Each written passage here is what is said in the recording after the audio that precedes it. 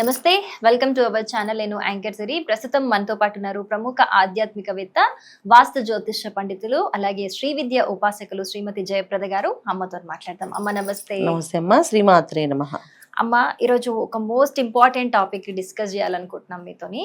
మనం ఈ ఇయర్ లో చూసుకుంటే కనుక ఎన్నో కేసెస్ చూసాం. బలైపోయిన భర్తలు భార్యల చేతుల్లో. మిక్సీ జార్ అంటారు, డ్రమ్ అంటారు, ఆ రకరకాల థాట్స్ తోని. అసలు ఈ విధంగానే ఈ మధ్య కాలంలోనే చూస్తున్నాం అమ్మ ఇవి ఎక్కువ. ఈ విధంగా అసలు ఎందుకు జరుగుతోంది అంటే, ఇప్పుడు ఈ చంపుతున్న వాళ్ళలో చూసుకుంటే కనుక వీళ్ళలో జాతక దోషాలు ఏమన్నా ఉంటాయి అంటారా?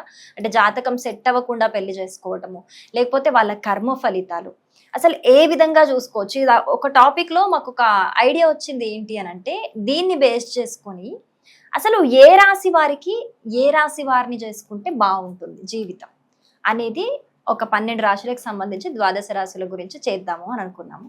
సో ఈ రోజు ఆ వీడియో చేద్దామమ్మా. మీ ఒపీనియన్ ఏంటి? తప్పకుండా. అంటే చాలా మంచి విషయం ఇది. అయితే ఇది చంపడం అనేది కొంచెం బాధాకరమైన విషయమే. ఎందుకంటే ఇలా ఎందుకు తయారవుతున్నారు అనే దానికి జాతకంలో ఉండే గ్రహస్థితులు బట్టి ఉంటుంది. కొన్ని విషయాల్లో కొన్ని ప్రారంధ కర్మలు అనుభవించాల్సిన రాక్షసత్వాలు ఉన్న లక్షణాలు కూడా ఉంటాయి. ఇంకొకటి ఏంటంటే, జాతకంలో ఒక్కొక్కరికి కొన్ని సైకాట్రిస్ట్గా కొన్ని ప్రాబ్లం ఉంటాయి. అంటే వాళ్ళ మెంటల్గా కొన్ని ప్రాబ్లమ్స్ ఉన్న వాళ్ళు ఉంటారు. సో మనం జాతకాన్ని పూర్తిగా పరిశీలిస్తే అమ్మాయి క్యారెక్టర్ ఎటువంటిది, అబ్బాయి క్యారెక్టర్ ఎటువంటిది, వాడు ఈ అబ్బాయి ఎలాంటి లక్షణాలు కలిగిన అంటాడు, ఏ సమయంలో ఎలా ఉంటాడు అనేది జాతకంలో తెలుస్తుంది. అలాగే అమ్మాయి జాతకంలో కూడా ఈ అమ్మాయి ఎలాంటి కేటగిరీ అమ్మాయి, సో ఏ జీవితంలో ఏ సాధిస్తుంది, ఏదైనా ఇబ్బంది పెట్టే సిచ్యువేషన్స్ కూడా నడుస్తాయా అనేది కూడా జాతకంలో తెలుస్తుంది. సో మన జాతకాలను పూర్తిగా పరిశీలించాలి. ఇప్పుడు అందరూ ఏంటంటే, జాతకం చూడండి కలిసిందా, వివాహం చేసుకోవచ్చు అని అడుగుతారు తప్ప అమ్మాయి క్యారెక్టర్ కరెక్ట్గా ఉందా, అబ్బాయి క్యారెక్టర్ బాగుందా అని ఎవరు అడగరు. సో ఎవరు అడగరు, ఎవరు డిస్కస్ చేయరు. జాతకంలో ప్రతిదీ తెలుసుకోవాల్సిన ఏంటంటే, వాళ్ళిద్దరు కలవడమే కాదు, ఇద్దరు ఆలోచనలు కూడా బాగున్నాయో లేదు చూడాలి. ఏ ఒక్క ఆలోచన బాగుంటేనే ఆ ఆలోచన వల్లే వాళ్ళు ముందుకెళ్ళగలుగుతారు. ఇద్దరిలో ఎవరికైనా ఒకరికి నెగిటివ్ ఆలోచన ఉంది అంటే ఖచ్చితంగా ఇంకొకరికి అది ఎఫెక్ట్ అవుతుంది. అయితే ఇక్కడ 2 రకాలైన విషయాలు ఉంటాయి. ఇద్దరికి ఆలోచనలు నెగిటివ్ ఉన్నప్పుడు నెగిటివ్ సిచ్యువేషన్స్ ఫేస్ చేయాలని రూల్ ఉండదు. ఒకరు ఆలోచిస్తే ఇంకోళ్ళు ఆలోచిస్తుంటారు. సో ఇద్దరు పాజిటివ్ ఉన్నప్పుడు ఆ పాజిటివ్నెస్ ఇద్దరికి మంచిగా చేయొచ్చు, చెడు చేయొచ్చు. అందుకని నా దారిలో నేను ఉండాలి, నాకు నచ్చట్లేదు ఎందుకు, నేను నా దారిలో నేను ఉంటాను, నీ దారిలో నువ్వు ఉండని చెప్పేసి ఇలా కూడా ఉంటాయి. కానీ చంపేంత గుణం రావాలి అంటే అది ఖచ్చితంగా జాతకంలో దోషాలు ఉన్నట్టు లెక్క, బాగా తీవ్రంగా ఉన్నది ఒకటి. రెండోది కలియుగం. ఈ కలియుగంలో ఏంటంటే ప్రారంధ కర్మలు ఎక్కువగా ఉంటాయి, పాపకర్మ ఎక్కువగా ఉంటుంది. సో పాపం చేయడానికే జన్మ వాళ్ళు తీసుకుంటూ ఉంటారు కొన్ని జన్మలు. ఆ పాపం యొక్క ఫలితం కూడా వీళ్ళకి పనిచేస్తుంది. సో ఇవన్నీ మనం చూసుకోవాల్సింది ఏంటంటే, ఫస్ట్ పెళ్ళవక ముందే అమ్మాయి జాతకం పూర్తిగా అనాలిసిస్ చేసి ఈ అమ్మాయికి ఎలాంటి హస్బెండ్ వస్తే బాగుంటుందని తల్లిదండ్రులు తెలుసుకోవాలి. అలాగే అబ్బాయి జాతకం కూడా పూర్తిగా తెలుసుకొని ఎలాంటి అమ్మాయిని తెచ్చుకోవాలి అనేది వీళ్ళు తెలుసుకుంటే ఆ కొన్ని లక్షణాలను బట్టి మీరు వెతుక్కోవచ్చు. వీళ్ళు ఏం చేస్తారు, కంప్లీట్గా అమ్మాయి నచ్చాక అప్పుడు జాతకాలు చూపిస్తుంటారు. అసలు ఎలాంటి అమ్మాయి కావాలని ఫస్ట్ క్లారిటీ వీళ్ళు తీసుకోరు. ముందు చూసుకుంటారు, బ్యాక్గ్రౌండ్ కావాలంటారు, ఆస్తి అంతస్తులు చూస్తారు. ఇవన్నీ కాదు, అబ్బాయికి మంచి గుణం ఉందా లేదా, అబ్బాయికి ఎలాంటి అమ్మాయి కావాలి, అమ్మాయి మంచి గుణవంతురాలా కాదా, ఈ అమ్మాయికి ఎటువంటి అబ్బాయి వస్తాడు అని చెక్ చేసుకుంటే 100% ఈ ప్రాబ్లమ్స్ రాకుండా బయటపడే అవకాశం ఎక్కువ ఉండడమే పెద్ద విషయం ఈ రోజుల్లో. ఖచ్చితంగా కదా. అందుకని సో మనం చూసుకోవాల్సింది ఏంటంటే, ఖచ్చితంగా ఈ కంపేటబిలిటీ అనేది ఏవో పాయింట్స్ కింద చూస్తారు, పాయింట్స్ కాదు, లక్షణాలతో చూడాలి. సో ఈ రోజుల్లో కావాల్సింది లక్షణాలు అలా అనమాట. అమ్మ, ఇంకా చివరగా మీన రాశి వారు, మరి మీన రాశి వారు ఏ రాశి వారిని చేసుకుంటే వాళ్ళకి బాగుంటుంది అంటారు వైవాహిక జీవితం? తప్పకుండా మీన రాశి అనగా మనకి ఈ రాశి ఒక సంబంధం ఏంటంటే, రాశి గురువు.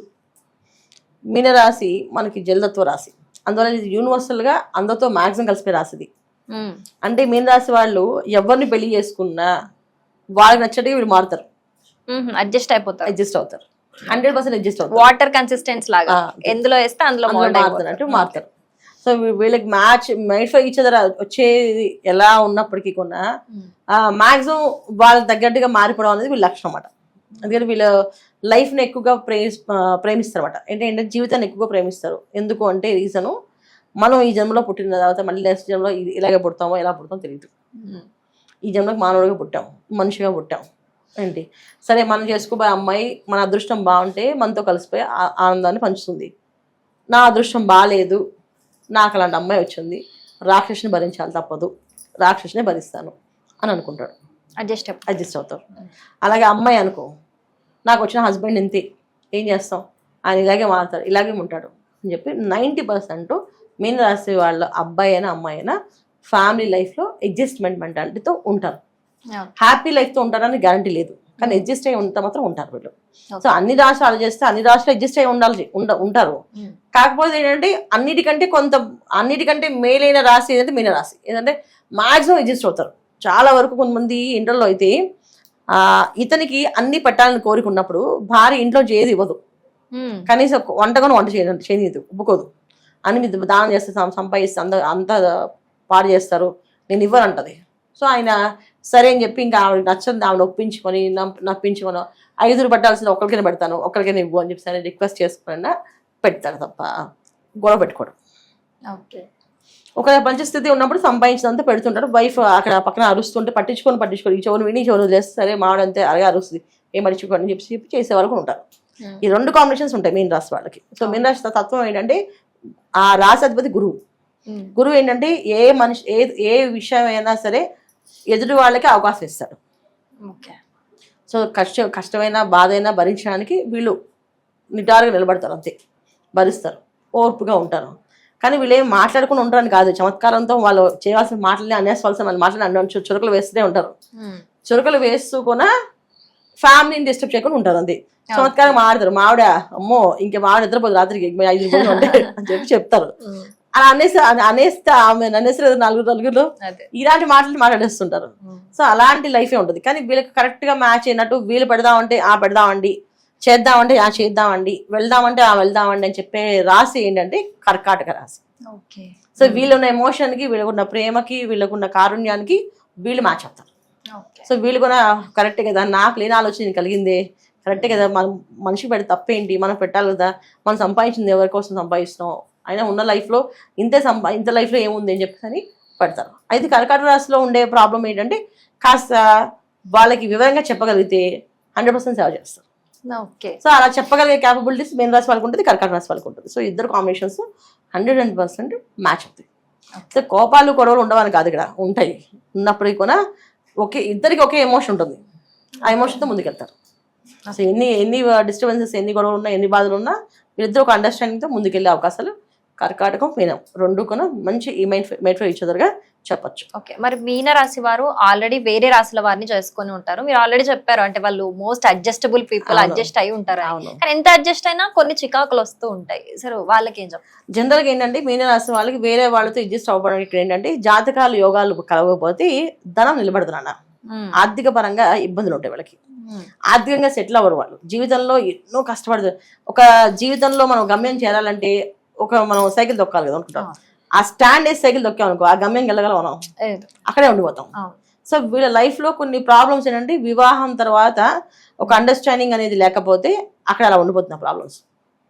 సో వాళ్ళ ఆలోచన విధానానికి వీళ్ళు మ్యాచ్ అవ్వక, వీళ్ళు చెప్పే ఆలోచన విధానానికి వాళ్ళు మ్యాచ్ అవ్వక, సో ఇద్దరు ఇబ్బంది పడి కష్టాలు పడి బాధలు పడుతున్నది. ధనపరంగా సక్సెస్ అనేది రాకుండా ఉంటుందట. సో అది సంతానం కావచ్చు, వివాహం కావచ్చు, ఏదైనా సరే దేనివల్ల ఒక దాంట్లో వీళ్ళు ఇబ్బంది పడే అవకాశం ఎక్కువగా ఉంటుంది. అడ్జస్ట్ అయిపోతారు కానీ అభివృద్ధి ఉండదు. సో అభివృద్ధిగా ఉండే బాటలోకి వెళ్ళాలి అంటే ఇద్దరు ఒకే అండర్స్టాండింగ్తో చేస్తే ఇంట్లో సిరి నిలబడుతుంది. అంటే మహాలక్ష్మి నిలబడాలి అంటే భార్యభర్త ఇద్దరు ఒకే మార్గం ఉండాలి ఎప్పుడు మనం, అప్పుడు నిలబడుతుంది. ఇది ముఖ్యంగా కనుక మనం ఈ రాశుల గురించి ఇవాళ ఉన్న జనరేషన్ పిల్లలు చిటికి మాటికి విడిపోతున్నారు కనుక చెప్తున్నాం మనం, అంతే తప్ప మాక్సిమం వీళ్ళు కలిసిపోతారు అందరితో. ఓకే రైట్ అమ్మా, ద్వాదశ రాశుల గురించి ఎవరు ఏ రాశికి సెట్ అవుతుందని చాలా డీటెయిల్ గా చాలా బాగా ఎక్స్ప్లెయిన్ చేశారు. Thank you so much. నమస్తే అమ్మా, శ్రీమాత్రే నమః.